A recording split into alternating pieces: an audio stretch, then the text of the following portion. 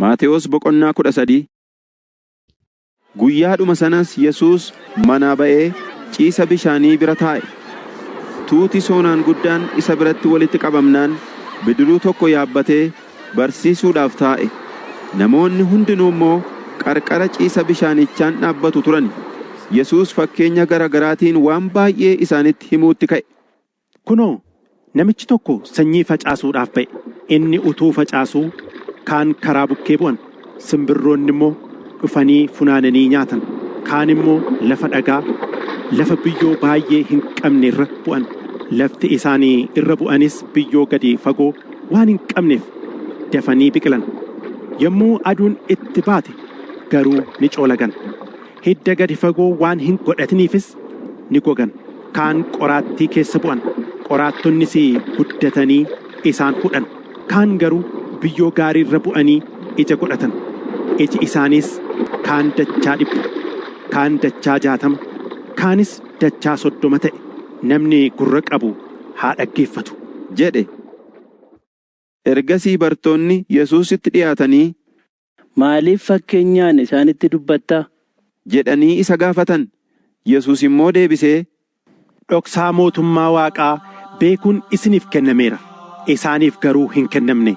Isa fudhatee waa qabuuf hamma isa irraa hafutti itti dabalamee hin kennamaaf. Kan hin qabne garuu innumti inni qabuyyuu isa duraa ni fudhatama.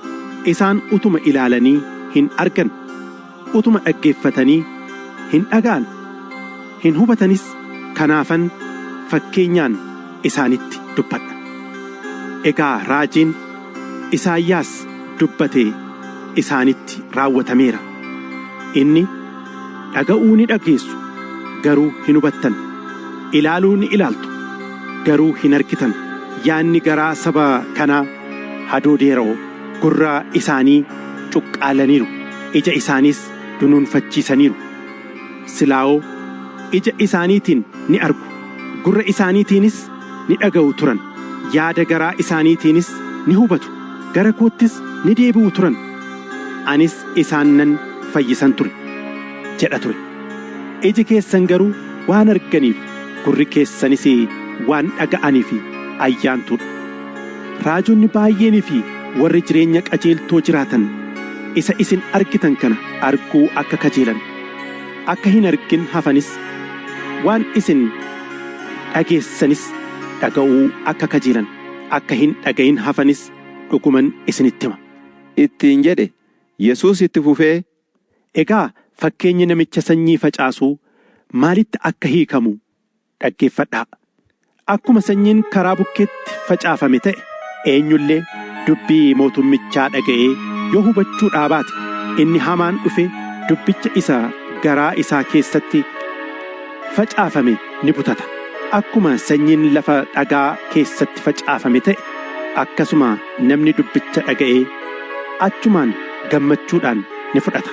Inni yeroodhaaf malee hundee hin qabu. Sababii dubbichaatiif rakkinni yookiis ari'atamuun yommuu ka'u achumaan ni gufata. Akkuma sanyiin qoraattii keessa bu'e ta'e, akkasuma namni dubbicha ni dhaga'a. Kana booddees yaaddoon biyya lafaa, gowwamsaan soorumaa dubbicha ni hudha. Ija utuu hin godhatinis ni hafa. Akkuma sanyiin lafa gaariitti facaafame ta'e immoo, akkasuma namni dubbicha ni dhaga'a, in hubatas. Ija godhatees inni tokko 100, inni tokko 60, inni kaanis 30 ni baata jedhe. Yesuus ammoo fakkeenya biraa tokko isaanitti hime. Mootummaan Waaqaa nama sanyii gaarii qotisa isaatti facaafatetti ni fakkeeffama. Yeroo namni rafuttis diinni namichaa dhufee inkirdaada qamadii keessa facaasee sokke. Midhaanichi guddatee ija erga godhatee booddee inkirdaadichi immoo mul'ate. Kana irratti hojjettoonni abbaa warraatti dhiyaatanii, gooftaa, sanyii gaarii qotisa keetti facaaftee miti? Inkirdaada immoo eessaa godhate ree? jedhaniin. Inni immoo, nama diina koo ta'etu kana godhe jedhee isaaniif ni deebise. Yommus hojjettoonni, nuyi dhaqnee isa akka haramnu barbaaddaa ree? jedhaniin. Abbaan qotisichaa garuu, lakkee inkirdaada utuu aramtanii isaa wajjin qamadii akka hin buqqifnetti dhiisaa. Hamma yeroo midhaanii sassaabamutti lachuu walumaa wajjin haa guddatan. Yeroo midhaan sassaabamutti warri sassaaban dura inkirdaadicha bubuqqisanii akka gubamuu fi bissiitti akka hidhaniif, qamadicha garuu gombisaa kootti akka anaa fi sassaabaniif ittan himadha jedhee isaaniif deebise jedhe. Yesuus itti fufee fakkeenya kan biraa tokko isaanitti hime. Mootummaan Waaqaa ija sanaaficaa namni fuudhee qotisa isaa keessa facaase fakkaata. Iji isaa sanyii hundumaa irraa xinnayyoodha. Yommuu guddatu garuu biqila hundumaa irra caalee muka ta'e. Simbirroonni dhufanii damee isaa irratti mannee ni ijaarratu jedhe. Yesuus ammas, mootummaan Waaqaa raacatii dubartiin fuutee daakuu safartuu 3 maktee raacitichis hundumaa isaa bukeessu fakkaata jedhee fakkeenya kan biraa tokko isaanitti dubbate. Yesuus kana hundumaa fakkeenyaan namoota sanatti dubbate. Fakkeenya malees waan tokko isaanitti hin dubbanne. Kanaan raajichaan inni, fakkeenyaanan afaan saaqqadhaa, uumamuu biyya lafaatii jalqabee isa dhokatee tures nan beeksisa jedhamee dubbatame hin raawwatame. Yesuus kana booddee namoota sana gadhiisee manatti ol lixe. Yommus bartoonni isaa itti dhiyaatanii, fakkeenya inkirdaada qotisicha keessaa nuuf hiiki jedhaniin. Yesuus immoo deebisee, inni sanyii gaarii facaasu ilma namaati. Qotisichi biyya lafaati. Sanyiin gaariin ilmaan mootummaati. Inkirdaadis ilmaan isa hamaati. Diinichi inkirdaada facaase seexana. Yeroon itti midhaan sassaabamu dhuma biyya lafaati. Warri midhaan sassaabanis ergamoota Waaqayyooti. Akkuma inkirdaadii walitti qabamee ibiddaan gubamu, dhuma biyya lafaattis immoo akkasuma ni ta'a. Ilmi namaa ergamoota isaa ni erga. Isaanis karaa Waaqayyoo irraa waan nama gufachiisu hundumaa, warra hamaa hojjetan hundumaas mootummaa isaa keessaa walitti ni qabu. Boolla ibiddaattis isaan ni darbatu. Achitti boo'ichii fi ilkaan qaruun isaaniirra ni ga'a.